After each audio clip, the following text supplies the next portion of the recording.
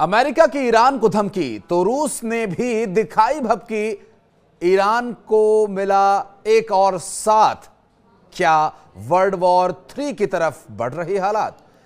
नमस्कार, मैं हूं आशीष त्रिपाठी। न्यूज 18 के डिजिटल प्लेटफॉर्म पर आपका स्वागत है। और ये वीडियो अंत तक देखेंगे तो आप समझ पाएंगे कि ईरान को अमेरिका ने जो बम मारने की धमकी दी थी, अब अमेरिका को क्या क्या किस तरह से धमकियां और प्रतिक्रियाएं देखने को मिल रही हैं। ईरान पर बम मारने की धमकी के बाद नए नए दोस्त बने पुराने दुश्मन भी अपने असली रंग में नजर आने लगे हैं। हम बात कर रहे हैं नई नई गलबैयां करते अमेरिका और रूस की, क्योंकि रूस अब अपने असली रंग में आ गया है।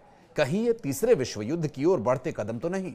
हाल ही में शी जिनपिंग और पुतिन ने ईरान के परमाणु कार्यक्रम को समर्थन देने का ऐलान कर अमेरिका के लिए मुश्किलें खड़ी कर दी थी, और इसके बाद ईरान रूस और चाइना के समर्थन से जल्द ही परमाणु शक्ति बनने की संभावना के चलते आगे की ओर देख रहा है। जबकि ये बात अमेरिकी प्रेसिडेंट डोनाल्ड ट्रंप को बिल्कुल भी रास नहीं आ रही है, क्योंकि ईरान का परमाणु संपन्न शक्ति बनना अमेरिका और इजराइल के लिए खतरनाक हो सकता है। जी हां, दरअसल हाल ही के दिनों में अमेरिका का पूरा जो ध्यान था वो ईरान को परमाणु समझौते के लिए तैयार करने पर था, लेकिन मौजूदा हालात को देखते हुए अमेरिका की सारी उम्मीदें टूटती नजर आ रही हैं। हालांकि अमेरिका के प्रेसिडेंट डोनाल्ड ट्रंप अभी भी ये चाहते हैं कि दोनों देशों के बीच परमाणु समझौता हो जाए। इस बारे में एक इंटरव्यू में अमेरिकी प्रेसिडेंट डोनाल्ड ट्रंप ने कहा भी था कि अगर वे सहमत नहीं होते हैं तो बमबारी होगी, और ये ऐसी बमबारी होगी जैसी उन्होंने पहले कभी न देखी हो।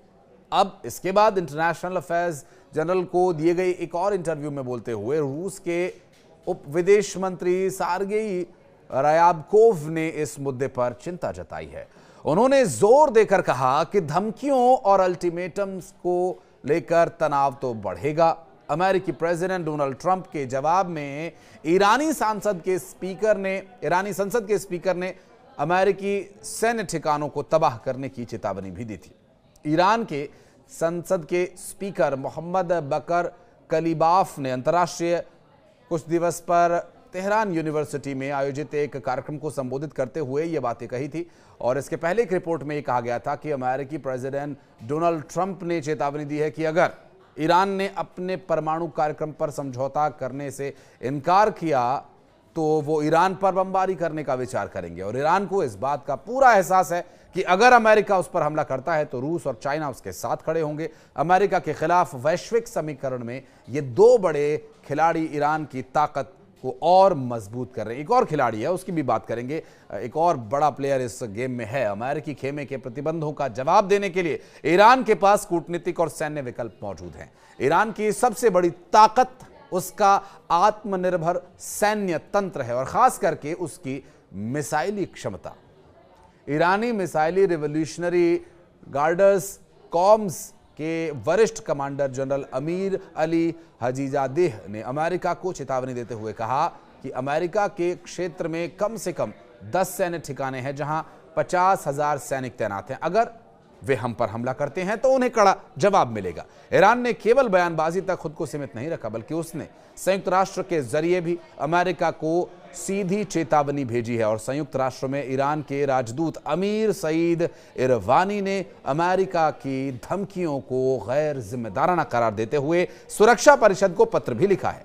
और इस पत्र में स्पष्ट रूप से कहा गया है कि अमेरिका या उसका कोई सहयोगी इजराइल आक्रामक कदम यदि उठाता है तो ईरान तुरंत और मजबूती से उसका जवाब देगा। बहरहाल ईरान का जो मिसाइली अटैक है वो केवल शक्ति प्रदर्शन के लिए नहीं है, ये भी उन्होंने कहा। और साथ ही ये भी बताया कि उसके पीछे परमाणु रणनीति भी छिपी हुई है। और अमेरिका पर दबाव बनाने के लिए ईरान ये जताने की भी कोशिश कर रहा है कि अगर हालात बिगड़े तो वो परमाणु हथियारों का इस्तेमाल करने के लिए मजबूर होगा। और यही वजह है कि अमेरिका की धमकियों के बावजूद ईरान डरने के बजाय सीधा टकराने की तैयारी भी कर रहा है। और एक बड़े अखबार में छपी खबर को सही माने तो ईरान के वरिष्ठ सैन्य अधिकारी अमेरिकी सैन्य ठिकानों को निशाना बनाने की रणनीति पर पहले से ही काम कर रहे हैं। और जहां पर अमेरिका और ब्रिटिश सैन्य ठिकानों का खासतौर पर जिक्र भी किया गया था। और अगर ईरान इस सैन्य अड्डे पर हमला करता है तो ये अमेरिका के लिए एक बड़ा झटका होगा। वहीं उत्तर कोरिया के शासक किम जोंग उन, जो इस खेल में तीसरे बड़े खिलाड़ी हैं, चाइना और रशिया के अलावा ईरान को समर्थन देने वाले किम जोंग उन भी अब उतर आए हैं, क्योंकि ये तीनों ही देश ऐसे हैं जो अमेरिका के द्वारा लगाए गए कई प्रतिबंधों का दंश झेल रहे हैं और कई जगह इसका विरोध भी कर चुके हैं। अमेरिका के खिलाफ अब किम जोंग उन पूरी तरह से उतर आए हैं। आपको याद होगा उत्तर कोरिया के किम जोंग उन के उस वक्त के बयान और परमाणु हथियारों से हमला करने की धमकी देना और परमाणु हथियारों से अमेरिका को डराते रहना और ईरान का परमाणु कार्यक्रम में सपोर्ट करना पूरी दुनिया के लिए ये गंभीर चिंता बना हुआ है, खासकर अमेरिका के लिए। हाल ही में जारी रिपोर्ट्स के अनुसार ईरान ने अपने यूरेनियम के भंडारों को तेजी से बढ़ाया है, जिससे वो परमाणु हथियार बनाने की दिशा में आगे बढ़ भी सकता है। अमेरिका में ट्रंप की जीत के बाद से ईरान के यूरेनियम भंडार में वृद्धि का एक बड़ा खतरा साबित हो सकता है। वर्तमान परिस्थितियों को देखते हुए अगर ये कहा जाए कि अमेरिका और रूस जो नए नए दोस्त बने थे, अब वो एक बार फिर से दुश्मन बन जाएंगे क्या? क्योंकि ईरान के ऊपर लगे प्रतिबंध, रूस के, चाइना के ऊपर और साथ साथ किम जोंग उन के उत्तर कोरिया पर लगे प्रतिबंधों से हर कोई वाकिफ है और इन प्रतिबंधों का सिर्फ एक कारक है, वो है अमेरिका। यदि ये सारे देश एक साथ आ जाते हैं या फिर परमाणु शक्ति बनने के लिए जो ईरान जो प्रयास कर रहा है और इन प्रयासों को विफल करने के लिए अमेरिका यदि हमला करता है और ये सब यदि होता है, तो क्या वर्ल्ड वॉर 3 की ये सुगबुगाहट है? हम उम्मीद करते हैं कि ऐसा कुछ ना हो, शांतिपूर्ण तरीके से सारे काम होने चाहिए।